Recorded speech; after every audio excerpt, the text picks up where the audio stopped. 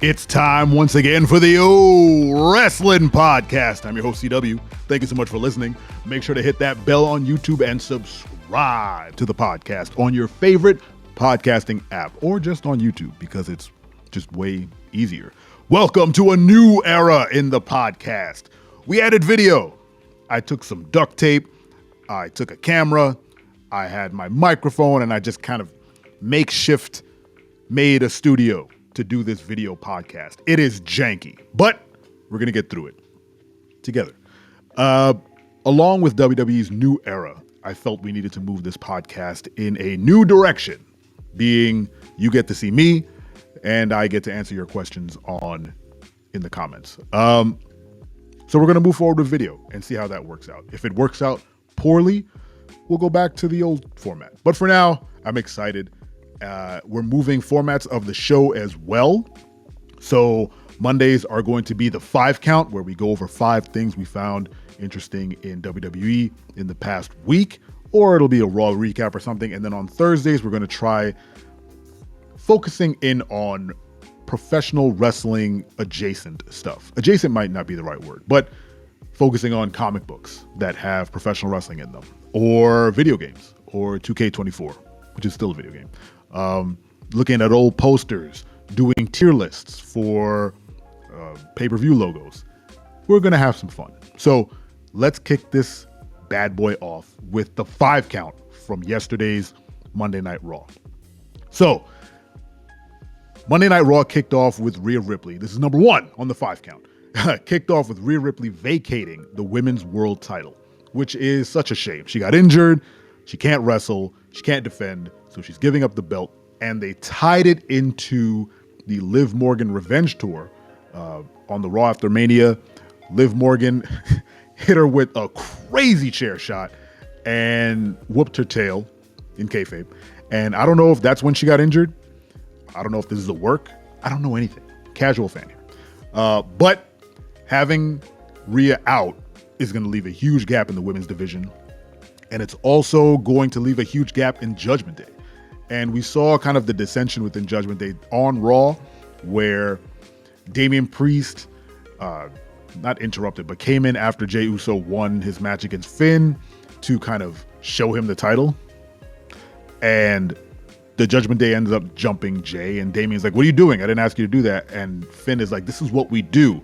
So there's a disconnect between champ Damian, now with Rhea gone, and then the rest of Judgment Day just feel like fodder at this point.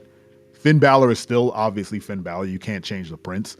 But JD and Dom still feel like jobbers. While Dom is getting heat, he takes too many pins for him to be like a viable member. I'm starting to wonder what their whole vibe is anymore.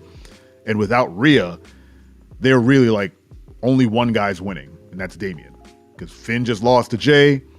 JD is constantly losing because he's the new Dolph Ziggler. He's always getting put through a table or thrown off something high because he can sell like nobody's business. And then Dom just takes pins. He's getting better as a wrestler, but he keeps getting the 1, 2, 3. He keeps missing the 1, 2, 3. So when Rhea comes back, she's coming back as a babyface, obviously, because she's never been that much of a heel to begin with. She's going to make a triumphant return, and at that point, I don't see her fitting into Judgment Day plans, especially when she gets the huge pop when she comes back. Or maybe she'll turn heel legitimately then. I don't know, but we'll see what happens. Number 2 on my list, as I look at my notes, the new World Tag Team titles were revealed. They gave up those Raw Tag Team titles, which I never particularly liked, and they've introduced the new belts, which are on brand for kind of the world title designs that they have going on, with the sort of outlined WWE logo in the center and kind of just a lot of gold stuff around it. I'm on the fence about the title. I've seen a lot of people say that they like the new designs. I'm not opposed to them, which I feel is kind of wishy-washy way to put that, but I don't know. There's something too symmetrical about the title, right? It's like this big circle and then a strap around it. It doesn't feel like a title necessarily, or at least one that I grew up loving, right? So the tag team titles that the Hart Foundation had stick in my mind as like world tag team titles. Like there's huge belts that felt cohesive. I don't know. Something about the titles just didn't jive with me. It felt like it was made out of crumpled golden aluminum. If you go back and look at some of the screenshots, it just looks like the gold is just like crumpled up. I'm sure it's a pattern or, flowers or whatever, but I haven't seen it up close. So it'll grow on me. The other ones didn't grow on me. So this is nothing but a market improvement.